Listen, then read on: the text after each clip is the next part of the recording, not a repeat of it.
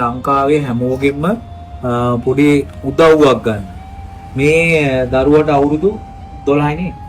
අවුරුදු 12යි අම්මා ඉන්නවා, දරුවා ඉන්නවා, තාත්තා ඉන්නවා.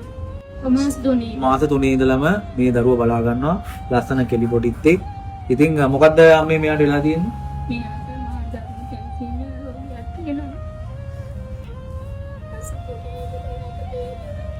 මාස 3 ඉඳලා. එතකොට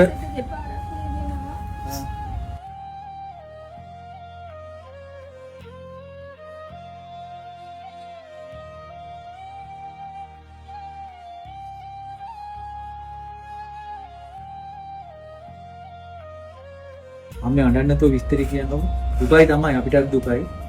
මේ අනිවාර්යෙන් උදව් කරයි වාට. ඔයාගේ විස්තරය කියන්නකො. මෙයාගේ දැන් ඔපරේෂන් එක කරන්න තියෙනවා. ඒක ඉන්දියාවේ නාරායන හොස්පිටල් එකේ කරන්න තියෙන්නේ. මේ දෙසැම්බර් වල මෙයාගේ ඒ ට්‍රාන්ස්ප්ලාන්ට් එක කරන්න ඕනේ. එතකොට දැනට ලොකු වියදමක් දරන්නලා තියෙනවා මේ ඔපරේෂන් එකට. එතකොට මේ ඔපරේෂන් එක කරාම මේ කෙලි පොඩිත් සනීප වෙනවද? දැන් කී වසරේද ඉන්නේ? දැන් 8 වසරේ ඉන්නේ. 8 වසරේ ඉන්නේ. ඉතින් මෙහෙමයි. මේ අම්මලා තාත්තලා මේ දුව හොඳින් රැකබලා ගන්න. එතකොට මෙයාලගේ හොඳ නෑදෑ කට්ටියක් ඉන්නේ. එයාලා බල. හැබැයි ලොකු වියදමක් දරන්න වෙලා තිනවා. එයාට ඒක කරන් ගන්න අමාරු. ඔයාලගෙන් පුංචි සහයෝගයක් තමයි ඉල්ලන්නේ. අන්න ඒකයි මේ වීඩියෝ එක ඉදිරිපත් කරන්නේ. හරි අම්මි දැන් කියන්නකො. මට ඕනේ මෙයාව සනීප කරගන්න කාගෙන් හරි පොඩි අරමුණක් කරි මෙයා වෙන්නේ දෙනවා.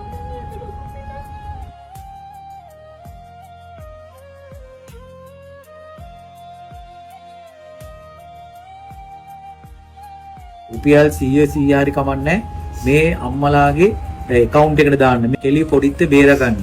ඒ වගේම මේ අම්මලා මේ වෙනතුත් සැහැන්න ලොකු විදමක් දරලා තියෙනවා. දැනට මේ අවසානයේදී පොඩි මුදලක් වල එකතු කරන් තියනවා නේද? වහනයක් විකුණලා. ඔව්. ලොරියක් තියෙනවා. ඒකෙන් අපි වල කීයක්ද බලාපොරොත්තු වෙන්නේ ඉතින්? ඒකෙන් ලක්ෂ 50ක් වගේ හොයා ගන්න පුළුවන්. ලක්ෂ 50ක් වගේ හොයා ගන්න බලාපොරොත්තු වෙමින් ඉන්නවා. ඉතින් මේ සෑම දෙයක්ම සතම විකුණන්න බලාපොරොත්තු වෙන්නේ මේ දුව බේරා ගන්න. තව දුවෙකුත් ඉන්නවා. ඉතින් ඔයාලට පුළුවන් නම් මේ අම්මට මේ දරුවට අනිවාර්යෙන්ම උදව් කරන්න. අම්මි කියන්නකො ඉතුරු කතන්දරේ. මෙයාට මාසෙට දෙපාරක් කුරුණෑගල සීචල් රෝහලේ දෙනම මාසෙට දෙපාරක් මෙයාට අමතරව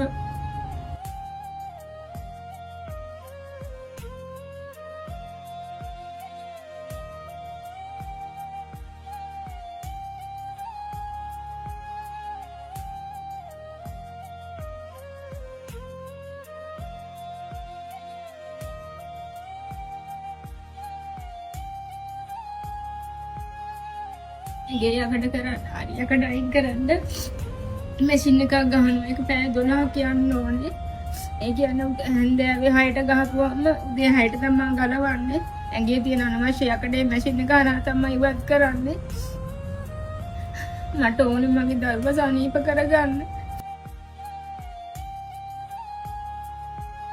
මට පුළුවන් නම් ඔයාලගේ පොඩි අය මුදලක් දරුවා වෙන දරුවා රැක ගන්න දෙනවා නම් ඒක ලොකු පිනක්. මට මේ වෙනාවේ කර කියා ගන්න දෙයක් නැහැ. ඒ ගාන අපිට දරන්න බැරි වුණා. ඒ ළමයාට සයනික් නමයි වගේ දෙනවා. ඒ දිහා බලන්න. ඒ වෙනාවේ ඇත්තටම අපි අසරණයි. හරි දුක්බර කතාවක් මටත් දැනෙනවා. ඉතින් ඇත්තම කියනවනම් මේ මම ඔයාලට පොඩි උපකාර කරනවා. මට පුළුවන් විදිහට මම ආරම්භ කරනවා මේ අරමුදල මගෙන් මම රුපියල් 10000ක් දෙනවා. මේ පුංචි දුව වෙනුවෙන් මම පළවෙනි ගිණුම රුපියල් 10000 මේක තාත්තව තියනවා. මේක අරමුදල පළවෙනි අරමුදල. ඉතින් ඔයාලගේ මොකක් හරි ගිණුම් අංකයක් තියෙනවා කියන්නකො. 85යි 400යි 108යි 377. එතකොට ගිණුමේ නම TBC සම්පත්. එතකොට ශාඛාව දඹුල්ල ශාඛාව. අර ගිණුම් අංකේ නැවත කියන්නකො. 85යි 400යි 108යි 377. ඉතින් අම්මා අවසාන වශයෙන් කියන්නකො මේ අපේ ලංකා ලෝකවාසී පිටරට ජීවත් වෙන අයට මේ අම්මට අනිවාර්යෙන්ම රුපියල් 100 දැම්මත් මේ වීඩියෝ එක බලන හැමෝම රුපියල් 100 චුට්ටක් දාලා මේ දරුවට හෙට ලෝකේ බලන්න ආලෝකයක් වෙන්න පින් සිද්ධ වෙයි. ඉතින් අම්ම කියන්නකො මම කියන්නේ මගේ දරුපැටිය සනීප කරගන්න ඔයාලගෙන් කීයක් හරි මගේ දරුව සනීප කරගන්න මට දෙන්න. ඒක ලොකු පිනක්. මේ වෙලාවේ අපි ගොඩක් අසරණයි.